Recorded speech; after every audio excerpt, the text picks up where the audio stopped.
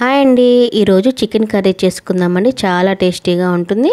అన్నంలోకి, చపాతీలోకి, రోటీస్లోకి కూడా. ఒకసారి మీరు కూడా ఈ విధంగా ట్రై చేసి ఎలా వచ్చిందో కామెంట్ ద్వారా చెప్పండి. ముందుగా 1 కేజీ చికెన్ తీసుకొని బాగా కడుక్కొని ఒక గిన్నెలోకి తీసుకోవాలి. ఇప్పుడు 1 స్పూన్ ఉప్పు, 1/2 స్పూన్ పసుపు కూడా వేసుకొని బాగా కలుపుకొని స్టవ్ ఆన్ చేసుకొని ఈ చికెన్లో వచ్చే వాటర్తోని చికెన్ ఉడికేలాగా చూసుకొని స్టవ్ ఆఫ్ చేసుకోవాలి. ఇలాగ డ్రై అయిపోవాలి, వాటర్ని ఇంకిపోవాలి. ఇప్పుడు ఒక చిన్న మిక్సీ జార్ తీసుకొని పచ్చి కొబ్బరి లేకపోతే ఎండు కొబ్బరి అయినా తీసుకోవచ్చు. 1 స్పూను గసగసాలు వేసుకొని మిక్సీ చేసుకొని పక్కన పెట్టుకోవాలి. ఇప్పుడు స్టవ్ ఆన్ చేసుకొని ప్యాన్ పెట్టుకొని ఆయిల్ వేసుకొని ఆయిల్ కాగిన తర్వాత ఒక ఉల్లిపాయ కట్ చేసుకొని వేసుకోవాలి. ఉల్లిపాయల్లో చెక్క, లవంగా, ఇలాచీలు కూడా వేసుకోవాలి. వేసుకొని 1 నిమిషం బాగా కలుపుకోవాలి. ఇలా కలుపుకొని ఉల్లిపాయలు కొంచెం బ్రౌన్ కలర్ వచ్చిన తర్వాత ఫ్రెష్గా దంచి పెట్టుకున్న అల్లం వెల్లుల్లి పేస్ట్ 1 స్పూన్ వేసుకోవాలి.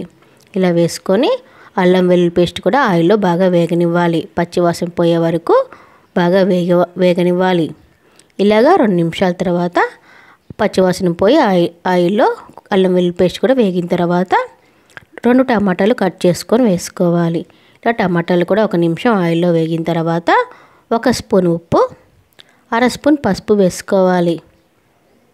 1/2 స్పూన్ పసుపు కూడా వేసుకొని 1 నిమిషం బాగా కలుపుకోవాలి. మూత పెట్టుకొని టమాటాలు మెత్తబడే వరకు ఉడకనివ్వాలి. ఇలా టమాటా మెత్తబడిన తర్వాత 1 స్పూన్నర కారం, 1/2 స్పూన్ గరం మసాలా, 1 స్పూన్ ధనియాల పొడి కూడా వేసుకొని బాగా కలుపుకోవాలి. ఈ మసాలా అంతా బాగా వేగే వరకు బాగా కలుపుకోవాలి. ఇలా కలుపుకొని ముందుగా చేసి పెట్టుకున్న కొబ్బరి, గసగసాల పేస్ట్ కూడా వేసుకోవాలి. వేసుకొని బాగా కలుపుకొని బాగా వేగనివ్వాలి.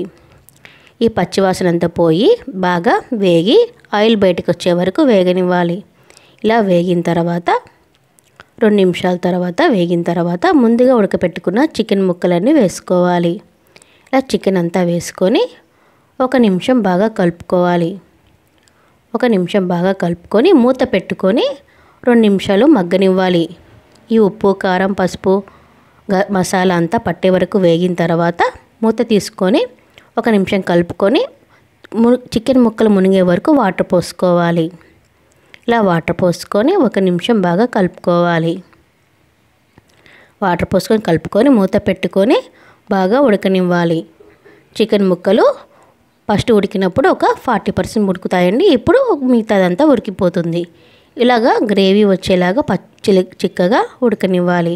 ఇప్పుడు కొంచెం ఆయిల్ పైకి వచ్చాక కొత్తిమీర వేసుకొని 1 నిమిషం బాగా కలుపుకొని చికెన్ ముక్క ఉడికిందో చూసుకొని బాగా కలుపుకొని స్టవ్ ఆఫ్ చేసుకుంటే చికెన్ కర్రీ రెడీ. ఇది అన్నంలోకి, చపాతీలోకి చాలా టేస్టీగా ఉంటుంది.